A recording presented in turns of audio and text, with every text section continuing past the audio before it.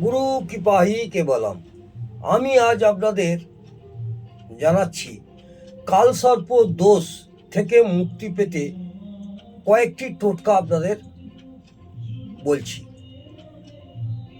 পারলে আপনারা লিখে নিতে পারেন।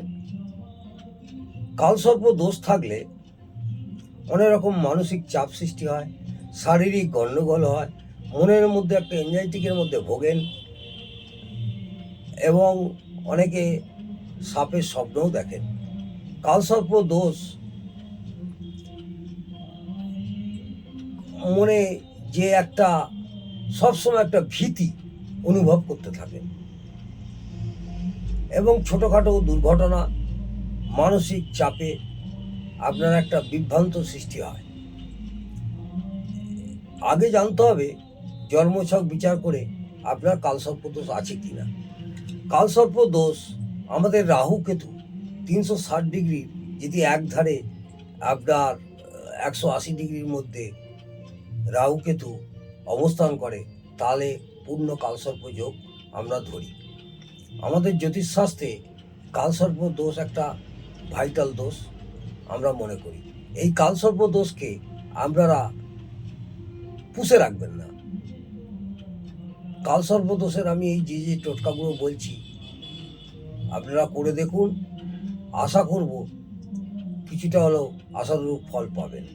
প্রথমে বলবো একটা কাঁচের বাটি নেবেন, সেই বাটিতে বেশ কিছুটা কর্পূরের ঢেলা রেখে বাথরুমের মধ্যে রেখে দিন, তাহলেও অনেকটা উপকৃত হবেন। আরেকটি টোটকা বলছি, প্রত্যেক দিন অন্তত মিনিমাম 7 দিন আপনাকে ঘি দিয়ে কর্পূর জ্বালাতে হবে।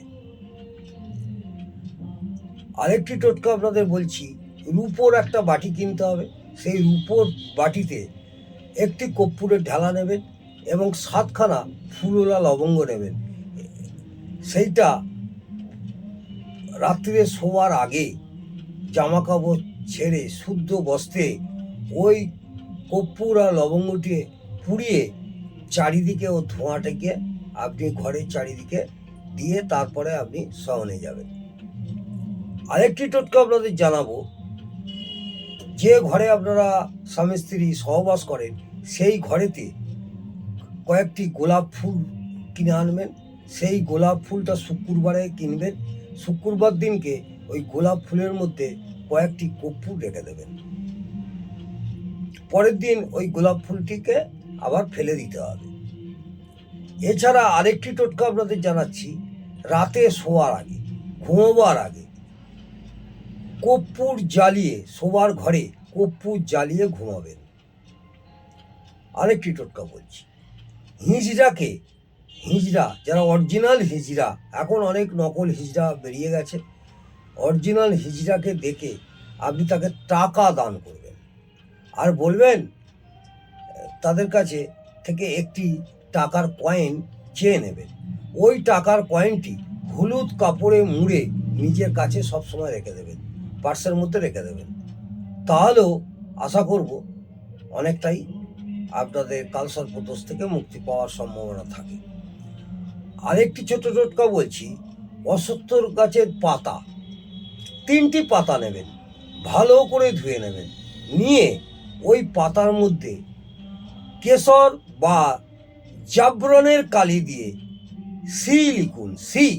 এই সি লিখে সুতের জলে 3 সপ্তাহে 3টি সোমবার আপনি ওটা বিসর্জন করবেন, সুতের জলে ভাসিয়ে দেবেন গঙ্গায় গিয়ে।